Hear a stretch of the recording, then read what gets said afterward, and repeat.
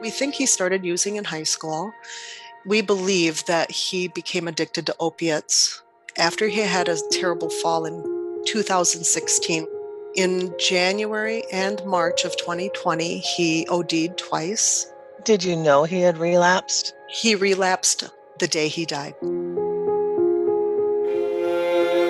And now what we unfortunately are seeing is fentanyl is mixed with all these different pills, these fake prescription pills. They're made here in the States in homes. And then now this stuff is being laced too with heroin, cocaine. People don't really know what they're buying. Their dealer really doesn't know what they're selling.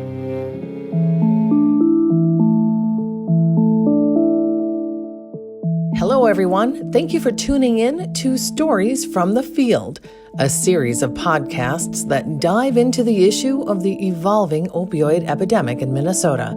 Our goal? Simple: to give voice to those who are or have experienced substance use disorder and to provide perspective into the issue.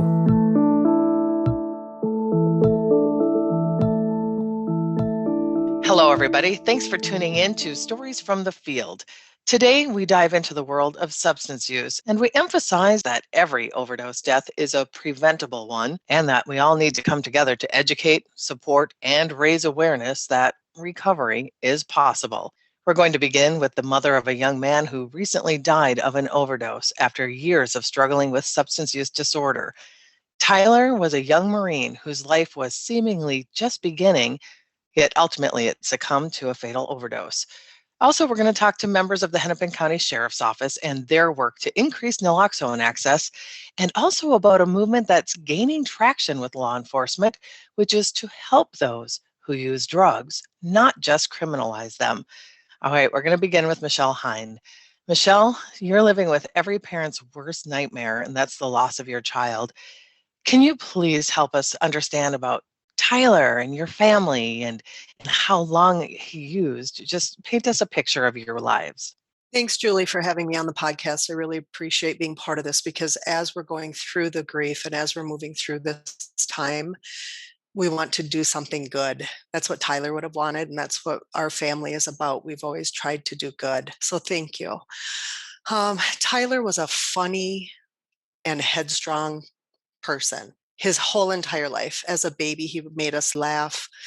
As a child, he was headstrong and could do everything on his own. You just had to ask him. He was a 3-sport athlete in high school, played in the concert orchestra, held a job.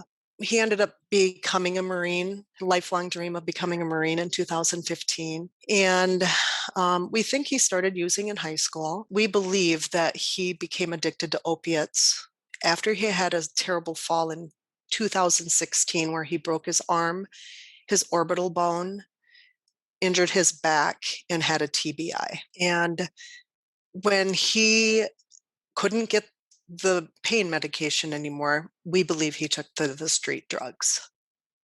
I can't tell you how many files full of doctor's appointment records I have, mental health and medical health information.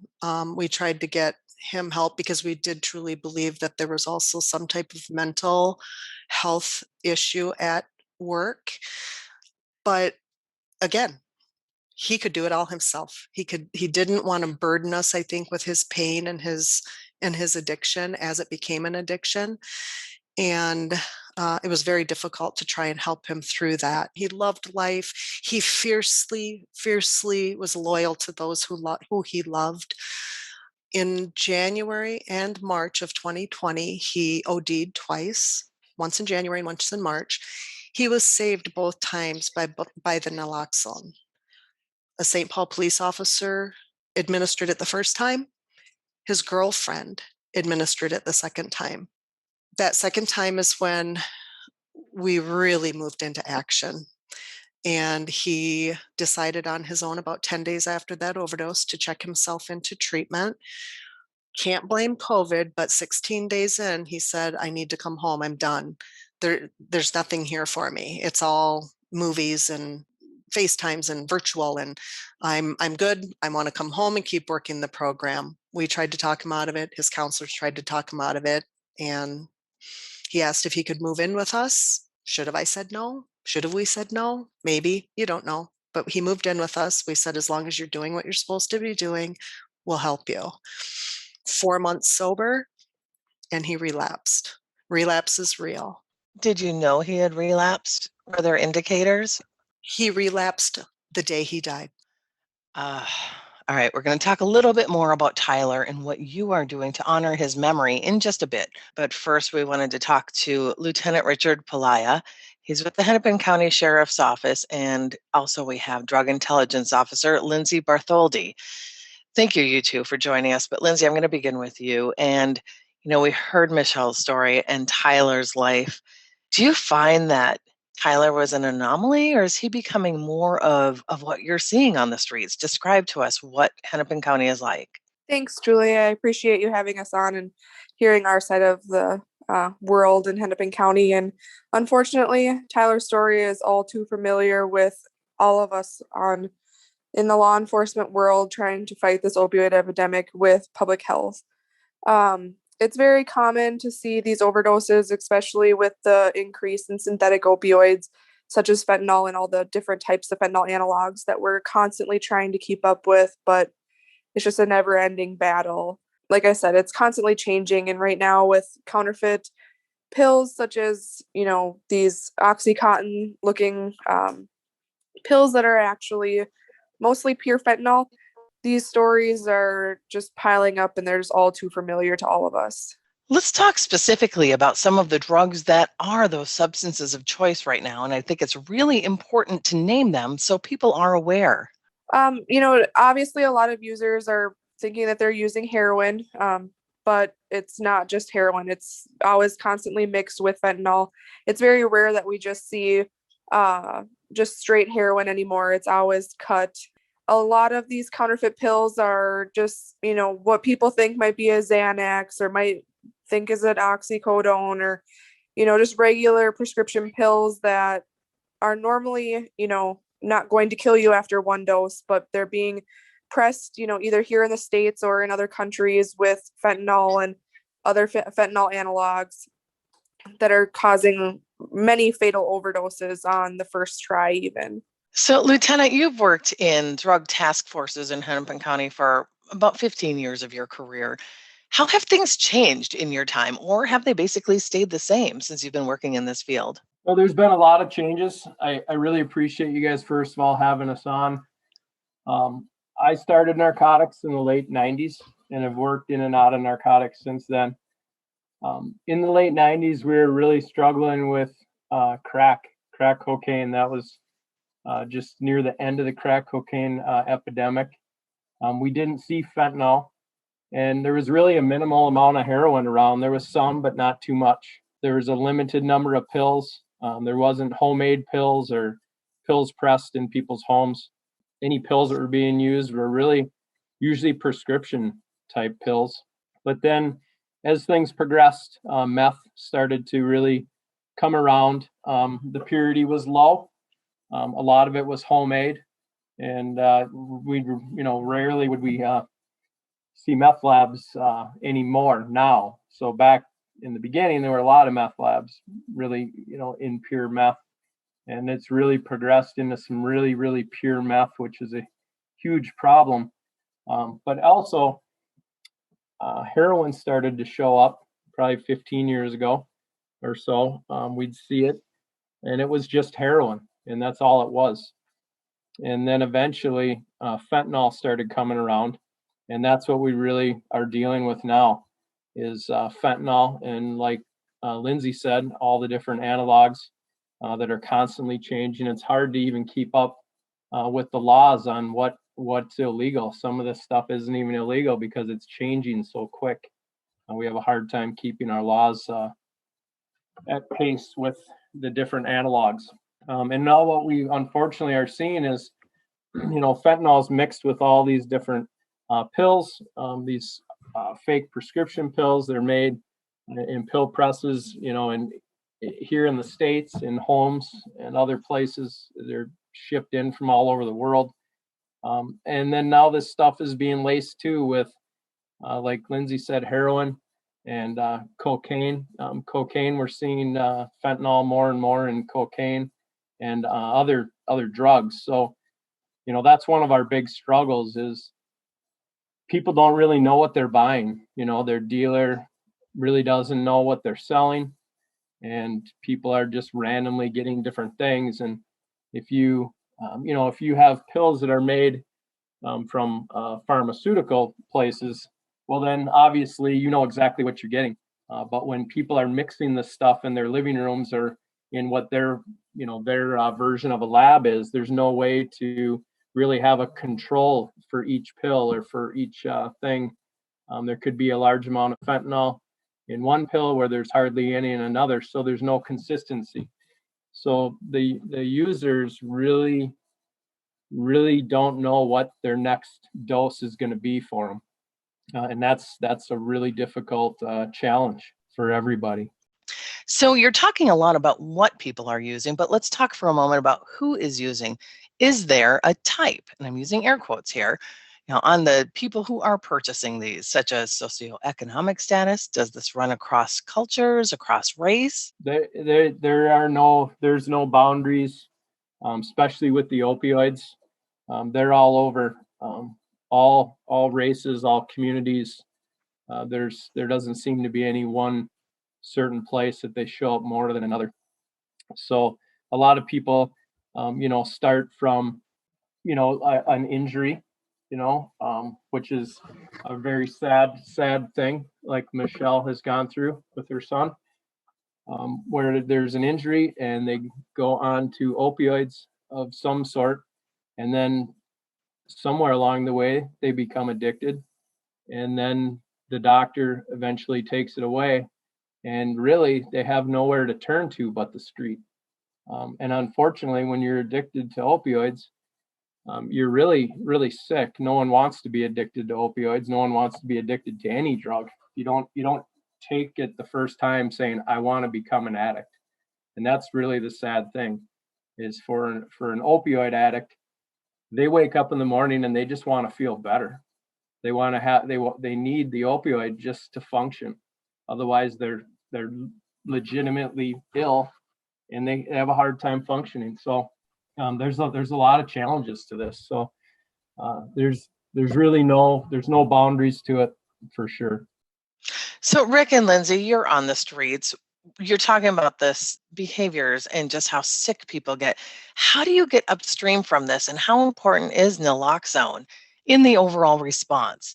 Michele, please feel free to jump in here, but your son was revived from naloxone. It's a life-saving and overdose reversing substance. I think naloxone education for the public is definitely one of the most important things that we can stress. I think a lot of people hear that it's a opioid reversing life-saving drug and it stops there. And I think there just needs to be more education on, naloxone's not just a quick fix. There's so much more work that needs to be done after naloxone is administered, whether it's, community resources given, or understanding that you can still continue to overdose, 90 minutes after your first dose of naloxone. I think just to start heading upstream, making sure that the public is educated on naloxone is important as well. So right after Tyler passed away, my husband and I decided to give a donation to the Lakes Area PD in honor of the officer that was at our home that day, figuring they could use it for something. And we got a call from the chief asking if they could earmark it for purchasing naloxone. And we said that would be great. And he said, because we don't all have it on us at all times because we don't have the funding. And I was sharing that conversation with another mom who has started a nonprofit, and she said, that is not right. Great for you for offering to do this, but there are services, which I'm sure Cody could speak to. There's a group out there that they can get free naloxone anytime.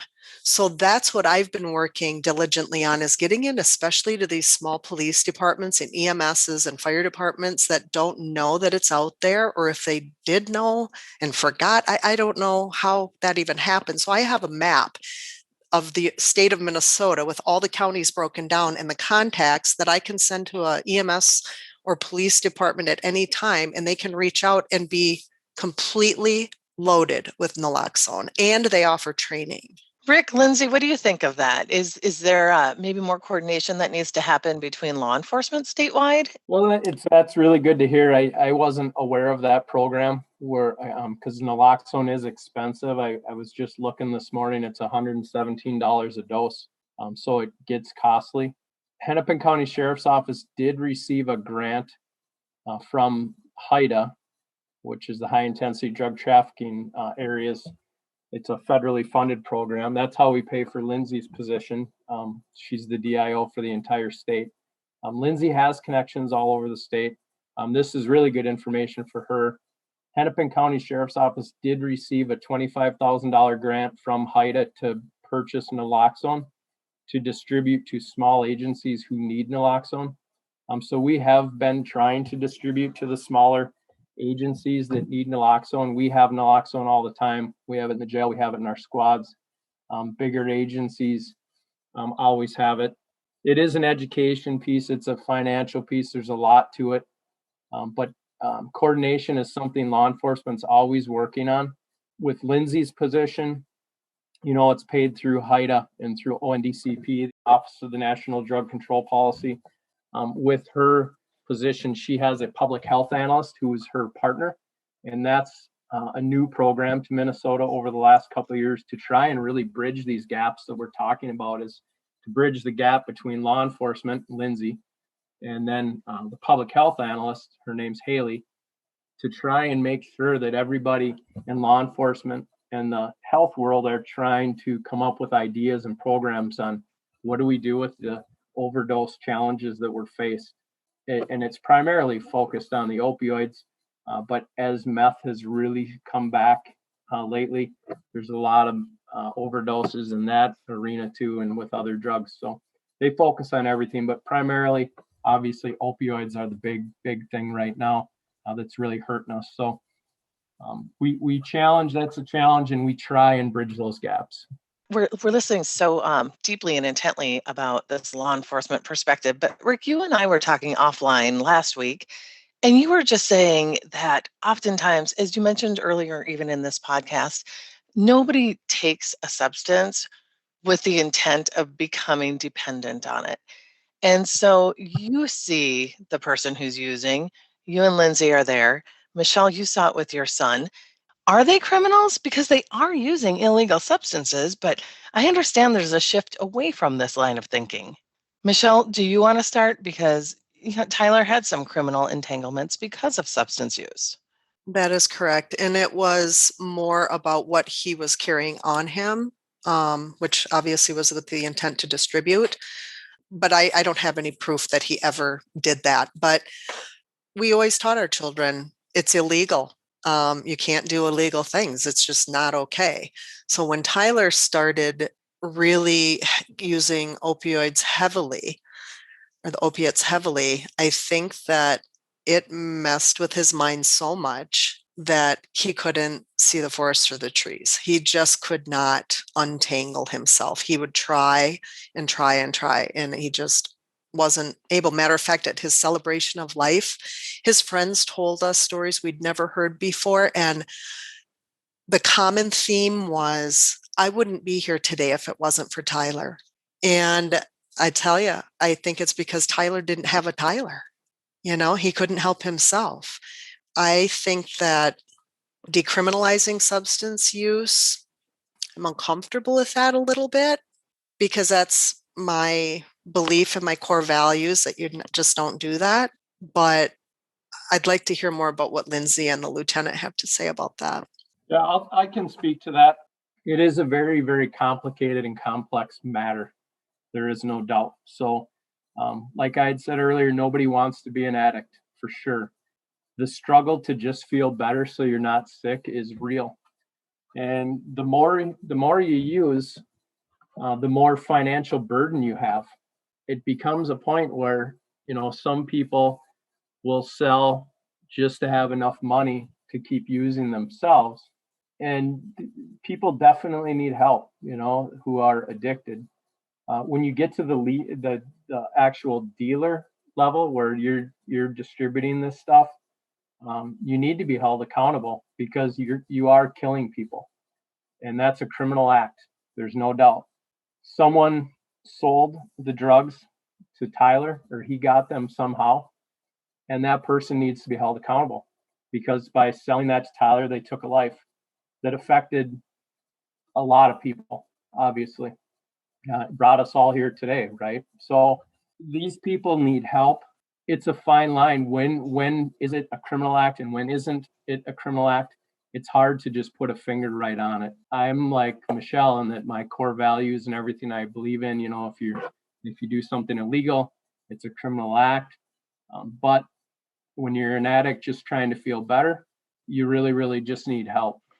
So, and it's a fine line for law enforcement in that, for us to catch the dealers, we need people like Tyler, they need to work with us or they need to give us information or cooperate, however you want to view it or look at it. If it's not criminal, we don't have leverage to try and convince people to work with us. It's a really complex matter, and I can't really settle on where that exact line is. Where do you draw that line? What is the exact definition of what we need to do? I don't know. I think having conversations like this are really good to figure out what we need to do. We've had drug court for a long time in Hennepin County, and I know other counties around have had it. In Hennepin County, drug court's been around for well over 20 years. And that focus is when you come in and you've been charged with fifth-degree possession, which would be the lowest thing you could be charged with for possessing like an opioid or cocaine or meth or whatever. When you come into that court, the focus isn't to treat you like a criminal. It's not to put something on your record. It's to force you to get treatment and help and then remove that charge from your criminal history once you've shown that it's been successful for you. I don't know the numbers on the success of that program. I'm not sure what they are. I know there's a lot of success stories that have come out of there.